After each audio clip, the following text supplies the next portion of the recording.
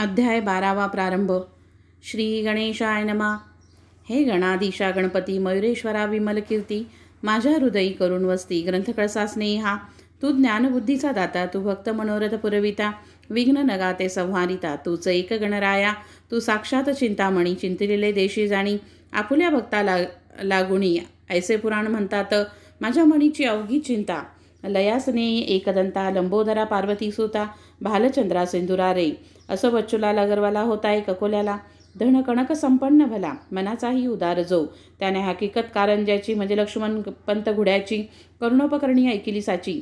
त्याने साशंक जाहला, ते खरे खोटे पाहण्यास विचार करी चित्तास तो एके समयास महाराज आले अकोल्याला.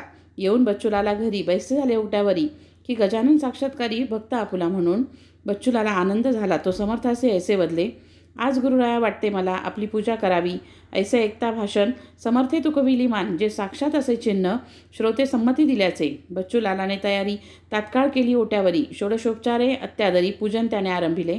प्रथमतः घातले मंगल स्नान, नानाविध उठणी लावून, मग करविले परिधान वस्त्र पितांबर जरीचा, शालजोडी अंगावरी, बहुमोल घातली काश्मीरी, एक जरीचा रुमाल शिरी, अभ्रेसमी आणून बांधिला, गोफ घातिला कळ्यात, सलकडी ती हातात, करांच्या दाही बोटांत, मुद्रिका घातल्या नानापरी, बहुमोल हिऱ्याची वामकरी घातली पौची, रत्नजडित कंठ्याची कंठी शोभा विशेष, जिलेबी राघवदास पेढे नैवेद्यास ठेविले पुढे, त्रयोदश गुणी ठेविले विडे, एका लहान तपकात, गंध अर्गजा अत्तर सुवासिक लाविले फार.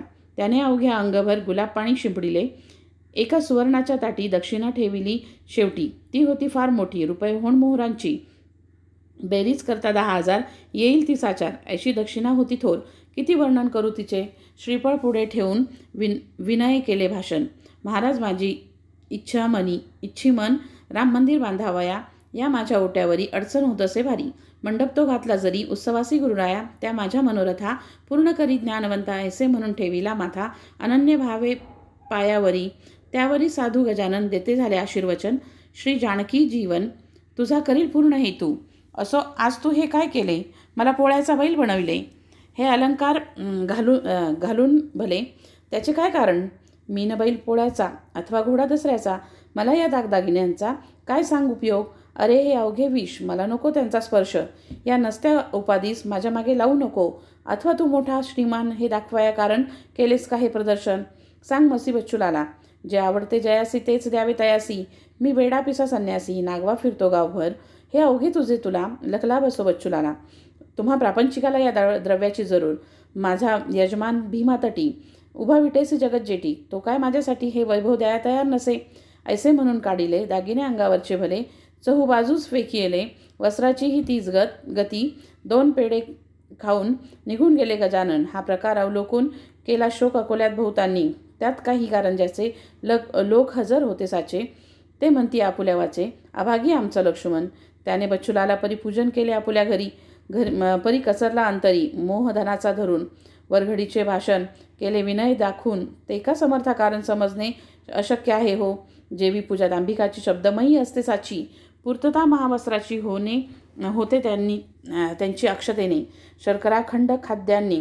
ऐसे म्हणून या वदनी कुचका दाणा आणोनी, ठेवी पुढे भुईमुगाचा. अशा दांभिक पूजनाचे फलही त्याच स्वरूपाचे, वाटोळे लक्ष्मणाचे याच कृतीने झाले हो. हा बच्चूलाल धन्य धन्य, जैसे केले भाषण तसेच ठेविले वर्तन. जबाहून न आगळे आता याच्या वैभवाला ओहोट हा न शब्द उरला. संत कृपा झाली ज्याला, तो सुखीच राहत असे. बच्चूलालांनी तपास केला अवघ्या अकोल्यास, परी न लागला थांग त्यास समर्थांचा कोठेही. असो एक पितांबर नावाचा शिष्य शिंपी जातीचा होता गजानन महाराजांचा शेगावी मठामध्ये. त्याने सेवा बहुत केली, तपश्चर्या फळाली. एके दिनी ऐसी झाली गोष्ट, एका मठात फाटके तुटके धोतर नेसला होता पितांबर. ते पाहून गुरुवर ऐशा रीती बोलले, अरे तुझे नाव पितांबर, नेसण्यानं धडके धोतर, ढुंगणास पाहती नारीनर, ते तरी झाकवेड्या.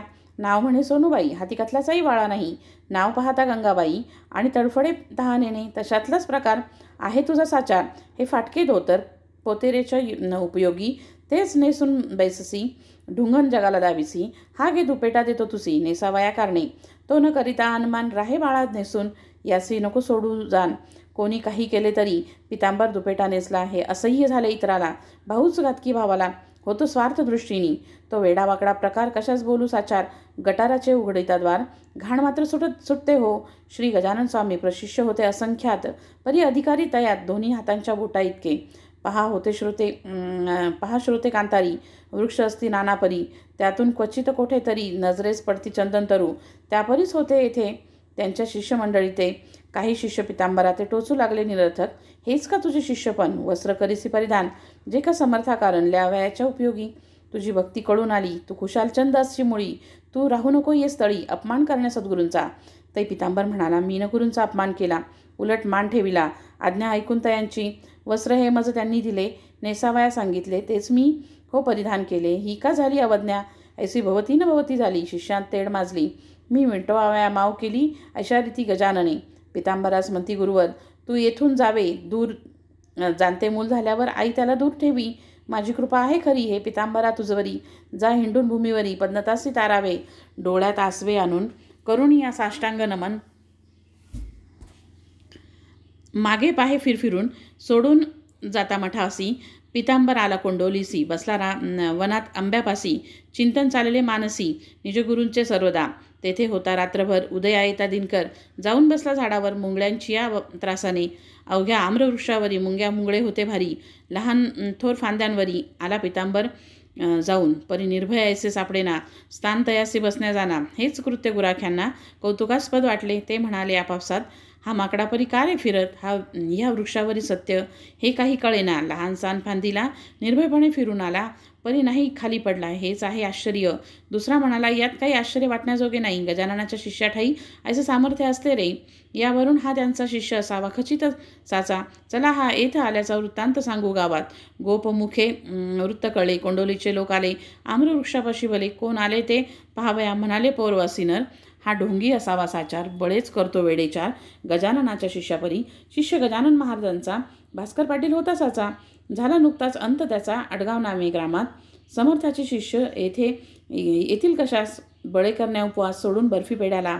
पुसून एकदा यास पहावे, तो काय म्हणतो ते ऐकावे, मग खरे खोटे ठरवावे. उगीच तर्क नाही बरा.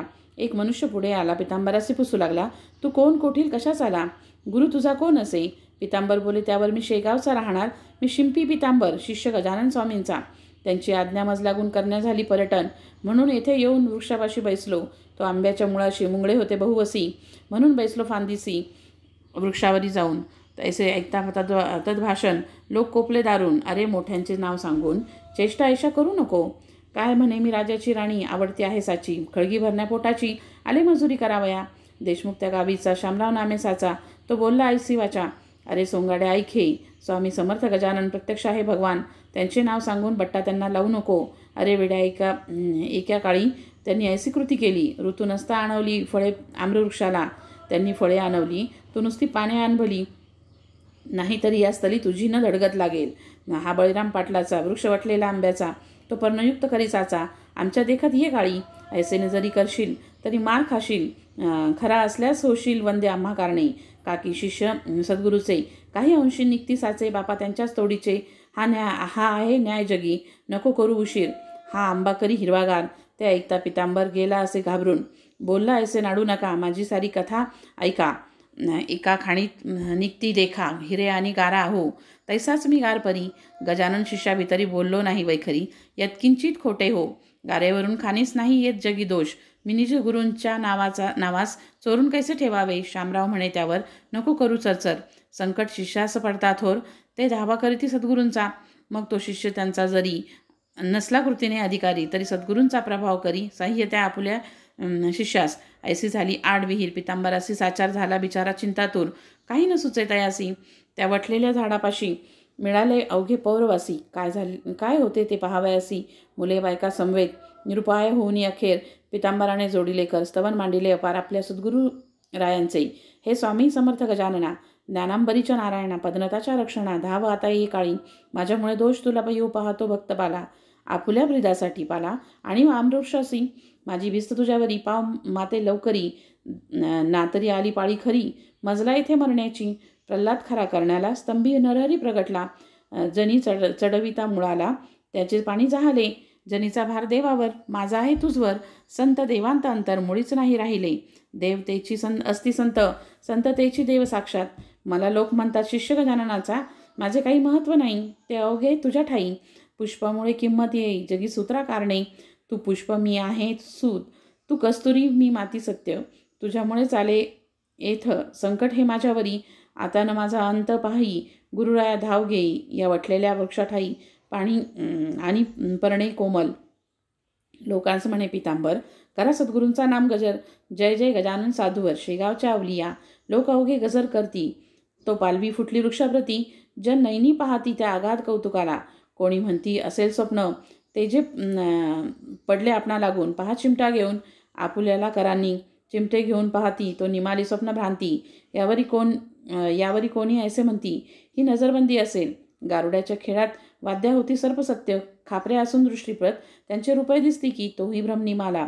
तोडून पाहता पर्णाला फांदी वाटे तत्काळात आला चीक शुभ्रसा बाहेर. मग मात्र खात्री झाली, वाळल्या वृक्षा पालवी फुटली. श्री गजानन माऊली खरीच आहे महासंत. आता पितांबराविषयी शंका न धरणे मानसी. चला घेऊन गावासी, हा त्यांचा शिष्य असे. यांच्या योगे करून कधीतरी गजानन येथील कोंडोली. कारण वासरासाठी गाय जैसी त्या अवघ्यासी मानवले. पितांबरासी मिरवीत नेले, ऐसे न तेव्हा दिव्य झाले.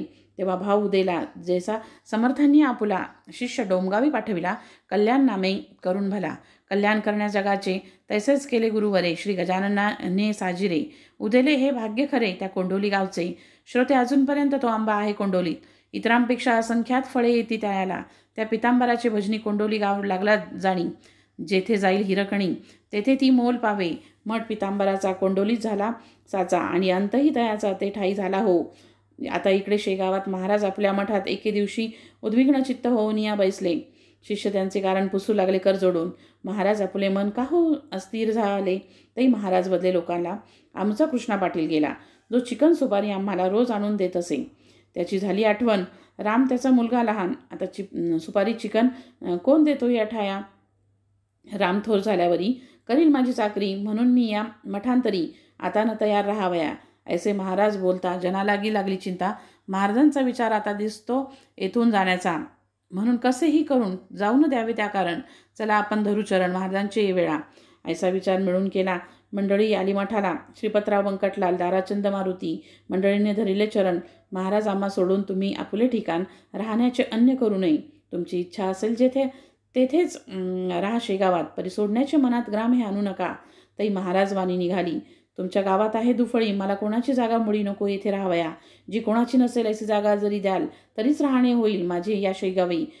ऐसी गोष्ट ऐकली तेव्हा मंडळी चिंतावली. समर्थांनी आज्ञा केली मोठ्या पेचाची, आपणा कोणाच्या जागेत राहण्या तयार नाहीत. सरकार यांच्या प्रित्यर्थ जागा ती देईल कशी. भूषण आपल्या साधूचे, सरकारच नाही साचे. व्यंकटलाल बोलला वाचे, ऐसे संकट घालू नका. सरकार धार्मिक कृत्याला जागा देईल, हा न उरला भरोसा तो आम्हाला. हे राज्य परक्यांचे, म्हणून आम्हापैकी कोणाची जागा घ्या मागून साची. आहे तयारी आमुची, ती तुम्हा द्यावयास. समर्थ केले भाषण, काय हे तुमचे अज्ञान. जमिनीची मालकी पूर्ण आहे सच्चिदानंदाची. राजे प्रत्येक भूमीवरी आजवरी झाले तरी जागा कशाची सरकारी. याचा मालक पांडुरंग, व्यवहारदृष्ट्या मालक पण येते राजा लागून. त्याचे नाही भूषण. तुम्ही प्रयत्न करा, जागा मिळेल प्रयत्न करिता. पुढे नका बोलू आता. हरिपाटलाच्या होता आता यश येईल निसंशय. हरिपाटलाकडे आली मंडळी ती अवघी भली. त्यांच्या सल्ल्याने मागितली जागा अर्ज करून. बुलढाण्याचा सर्वाधिकारी साहेब होता नामेकरी. त्याने 1 एकर जागा खरी अर्जावरून दिली असे, आणि असे म्हणाला, तुम्ही 2 एकरास्तव अर्ज केला, परी मी तूर्त तुम्हाला 1 एकर देत असे. तुम्ही 1 वर्षात जागा केल्या व्यवस्थित, तुमचा मी पूर्वीन हेत. जागा अनेक देऊन या. तो ठराव सरकारचा आहे, दप्तरी नमूद साचा. समर्थाच्या वाणीचा प्रभाव खचित लोकोत्तर. मग हरी पाटील व्यंकटलाला निघते झाले वर्गणीला. द्रव्यनिधी क्षणात जमला आणि काम सुरू झाले. यापुढील अवघे वृत्त येईल पुढल्या अध्यायात. सत्पुरुषाचा पुरविण्यात हे. देव राहे तत्पर सदा. विठू पाटील डोंगरगावचा, लक्ष्मण पाटील वाडेगावचा, जगू आबा शेगावचा हे पुढारी वर्गणीचे. श्रीदास गणविरचित हा श्री गजानन विजय नामे ग्रंथ ऐका श्रोते सावचित्त. नीच कल्याण व्हावया. शुभम भवतु श्री हरिहरार्पणमस्तु. इति श्री गजानन विजय ग्रंथस्य 12ोऽध्याय समाप्त.